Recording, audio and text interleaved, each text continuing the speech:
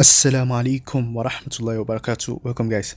In this video, I just found what's it called, a gap in Sheikh Ibn Taymiyah's argument against Imam Razi. Okay, so I'm going to show you this part of the argument, and I feel like there's a problem here. He quoted a particular verse, which I feel like he didn't really use that verse in his argument. Even though he used it to refute Imam Razi, he doesn't know that it actually applies to his own position as well. So let's just read this part, okay? So Ibn Taymiyah refutes Razi. So he wrote a book refuting Imam Razi, Talbis al-Jahmiyyah or something like that. That's the name of the book. Anyway, so Ibn Taymiyah refutes all al-Razi's argument against a completely finite-sided God first, and he rejects al-Razi's claim that such a God must be subject to temporal origination. So that's not the part I want you to focus on. I want you to focus on the part where, so let's say Imam Razi is saying that a God located in space will have a space above him. Okay, so he wants to refute that idea. Okay, so I want you to read it from the part of additionally. Okay, so from this part, additionally, it contends the reviewed sources deny that anything exists above God. So he's trying to prove that Imam Razi is saying that a God that is in space or a God that is finite will have something above him or something like that. So he wants to counter that. But I feel like there's a problem here that you will see just shortly. So it contends that review sources deny that anything exists above God. So he's saying, Sheikh Ibn Taymiyah is saying that nothing exists above God, and he's trying to prove it with evidence from Quran and Sunnah, right? Okay. So in support, he quotes the Quranic verse, Huwa al-awwal wal-akhir, is the first and the last, wal-dhahir wal-batin, the manifest and the hidden. Okay. So he quotes this verse, right?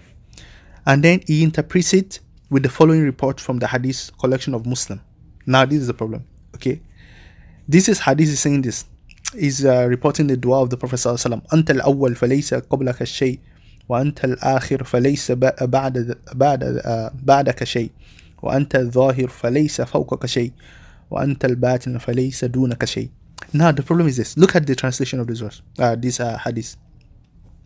You are the first. There is nothing before you. Okay, there's nothing before God. You are the last. There's nothing after you. Okay. So nothing is before God, nothing is after God. You are the manifest. There's nothing above you. So this is the part that Sheikh Ibn Taymiyah wants to use. And you are the hidden. There's nothing below you. Now look at this. So it continues. As God is above all things, there is no existent spaces and locations above God. And God does not create anything above himself. You see?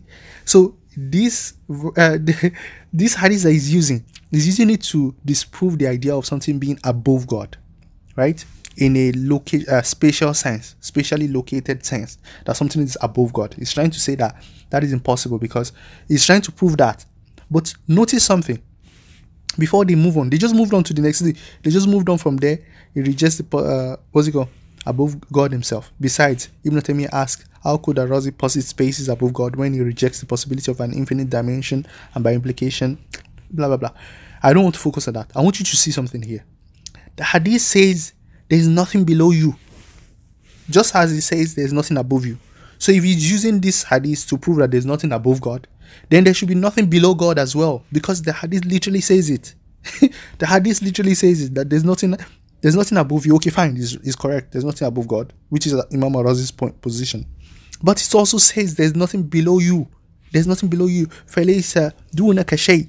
So that's why we look at this verse. You guys, don't you accept this hadith? If you accept this hadith, think about what it means.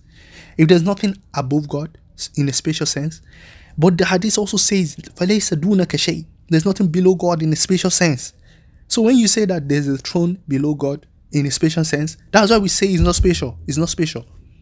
Okay, we either do tafwid or we do ta'wil. Okay, the point is that Sheikh Ibn Taymiyah is using this hadith to prove the position that there's nothing above God, but he doesn't know that it already refutes the idea of something below God as well, because it literally says فَلَيْسَ دُونَكَ شَيْءٍ.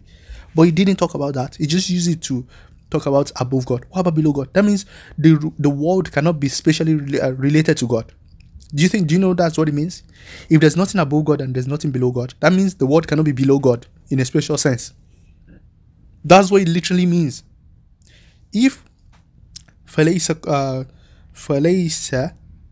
فَوْقَكَ شَيْءٍ, There's nothing فَلَيْسَ فَوْقَكَ شَيْءٍ. There's nothing above God. Okay, fine. But also, فَلَيْسَ دُونَكَ شَيْءٍ. He's saying there's nothing below God. If you use this to prove that there's nothing above of God, there's nothing below God in a special sense. So we cannot be in a special relationship with God, especially. That is what it will mean. I don't know why they didn't draw that conclusion. And I think if you think about it very well, this position actually supports the Ash'ari position.